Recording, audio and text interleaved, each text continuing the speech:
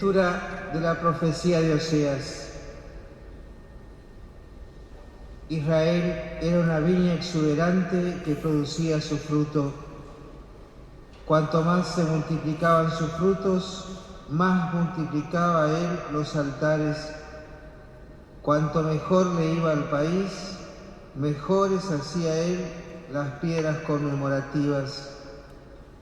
Su corazón está dividido, ahora tendrán que expiar. El mismo Señor destrozará sus altares, devastará sus piedras conmemorativas. Seguramente dirán entonces: no tenemos rey, porque no hemos temido al Señor. Pero el rey, ¿qué podría hacer por nosotros? Samaria está completamente perdida. Su rey es como una astilla sobre la superficie de las aguas. Los lugares altos de Abén, el pecado de Israel, también serán destruidos. Espinas y cardos invadirán sus altares. Ellos dirán entonces a las montañas: cúbrannos, y a las colinas: caigan sobre nosotros. Siembren semillas de justicia, cosechen el fruto de la fidelidad, roturen un campo nuevo. Es tiempo de buscar al Señor hasta que Él venga y haga llover para ustedes la justicia. Palabra de Dios.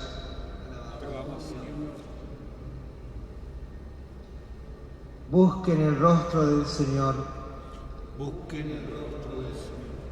Canten al Señor con instrumentos musicales, pregonen todas sus maravillas, gloríense en su santo nombre, alégrense los que buscan al Señor. Busquen el rostro del Señor. Recurran al Señor y a su poder, busquen constantemente su rostro. Recuerden las maravillas que logró, sus portentos y los juicios de su boca. Busquen el rostro del Señor.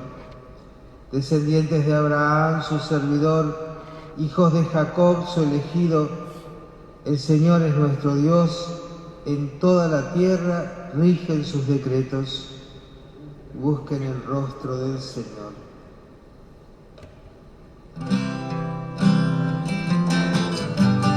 Aleluya, aleluya, aleluya, aleluya,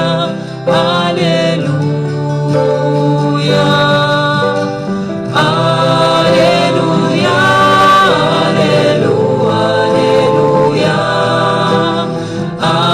aleluya, aleluya. El Señor esté con ustedes. Evangelio de nuestro Señor Jesucristo según San Mateo.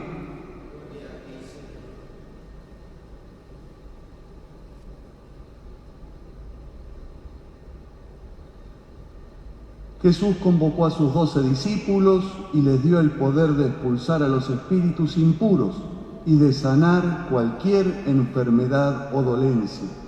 Los nombres de los 12 apóstoles son: en primer lugar, Simón, de sobrenombre Pedro, y su hermano Andrés; luego Santiago, hijo de Zebedeo, y su hermano Juan; Felipe y Bartolomé; Tomás y Mateo, el publicano; Santiago, hijo de Alfeo, y Tadeo; Simón, el cananeo, y Judas Iscariote, el mismo que lo entregó. A estos 12 Jesús los envió con las siguientes instrucciones: no vayan a regiones paganas, ni entren en ninguna ciudad de los samaritanos. Vayan en cambio a las ovejas perdidas del pueblo de Israel. Por el camino proclamen que el reino de los cielos está cerca.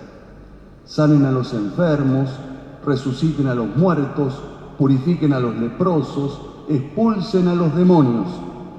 Ustedes han recibido gratuitamente, den también gratuitamente. Palabra del Señor. Gloria a ti, Señor Jesús. Jesús convocó a los 12. Los 12 son llamados y elegidos por el mismo Jesús para estar con Él y a la vez son destinados a dar testimonio, anunciando la llegada del reino de Dios, curando enfermos y expulsando demonios. Eligiendo 12 hombres, Jesús manifiesta que ha llegado el tiempo definitivo. Él constituye el nuevo pueblo de Dios, como el pueblo de las 12 tribus, que se transforma ahora en un pueblo universal, que es su iglesia. Los 12 son el signo más evidente de la voluntad de Jesús, de formar una comunidad, su iglesia, con una misión: proclamar y hacer presente el reino de Dios. En los 12, Jesús está llamando a todo Israel para que se convierta y se deje reunir en una nueva alianza. Jesús está sellando una nueva alianza, así como Dios selló una alianza con las 12 tribus de Israel.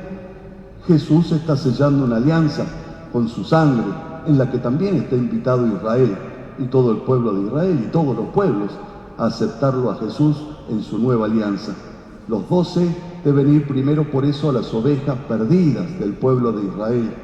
Son los 12 que estarán en la última cena, antes de la pasión del Señor, y van a recibir la misión de celebrar su memoria. Presencia, podríamos decir, escatológica, presencia definitiva, presencia eterna, iniciada por Jesucristo.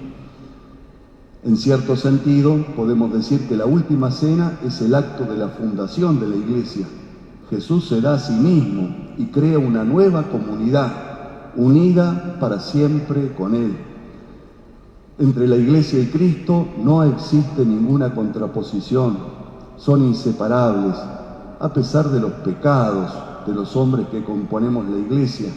No podemos tener a Jesús prescindiendo de la comunidad que Él mismo ha creado.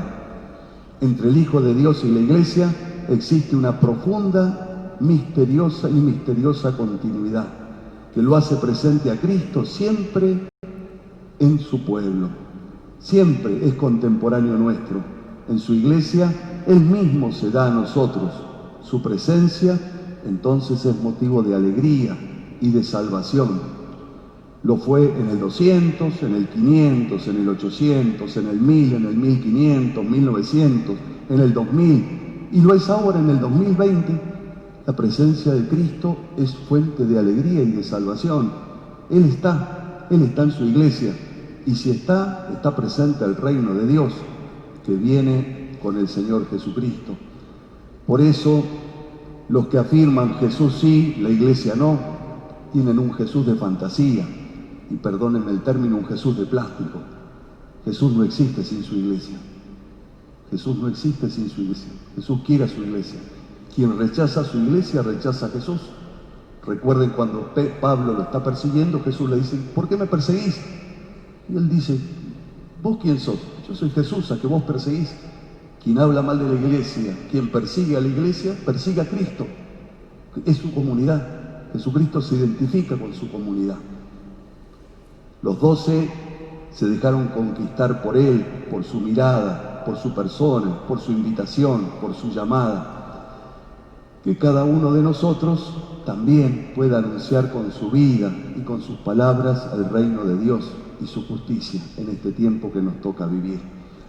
Termino con las palabras del apóstol San Pablo, hablando de él, pero también de todos, ¿no? Dice: Dios eligió lo que el mundo tiene por necio para confundir a los sabios, lo que el mundo tiene por débil para confundir a los fuertes, lo que no vale para aniquilar a lo que vale. Así, nadie puede gloriarse delante de Dios.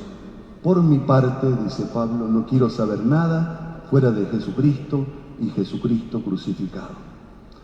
Y dice San Juan Crisóstomo: Jesús eligió a los hombres más humildes, más despreciados, para llevar adelante su misión. Podría haber elegido sabios, prudentes, eligió a los hombres más despreciados, más humildes, para llevar adelante su misión. 4 eran pescadores, 2 eran publicanos, dice San Juan Crisóstomo, y 1 fue el traidor.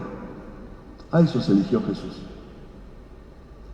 Que el Señor nos dé la alegría, la sabiduría, la humildad de estar alegres y felices en su iglesia.